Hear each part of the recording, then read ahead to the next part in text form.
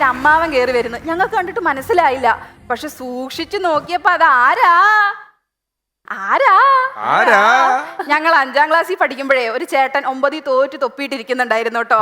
ഞങ്ങൾ 6-ലെത്തിയപ്പോഴും 9 തന്നെ, 7-ലെത്തിയപ്പോഴും 9 തന്നെ. അവസാനം 9ാം ക്ലാസ്സിൽ എത്തിയപ്പോൾ പുള്ളി ഞങ്ങളുടെ ക്ലാസ്മേറ്റും ആയി, ഞങ്ങളുടെ കൂടെ 10-ലോട്ട് പാസ്സുമായി.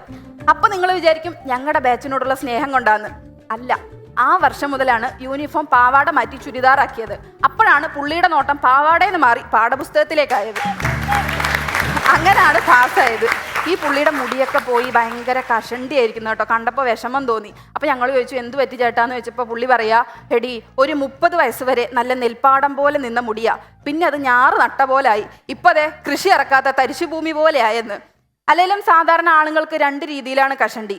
ഒന്ന് ഫ്രണ്ടിൽ നിന്ന് തിരമാല പോലെ, മറ്റൊന്ന് സെൻറ്ററിൽ നിന്ന് ചുഴലിക്കാറ്റ് പോലെ. പക്ഷേ ഈ പുള്ളിക്ക് തിരമാലയും ചുഴലിക്കാറ്റും ഒരുമിച്ച് വന്ന ഒരു പ്രളയബാധിത പ്രദേശം പോലെയായിരുന്നു.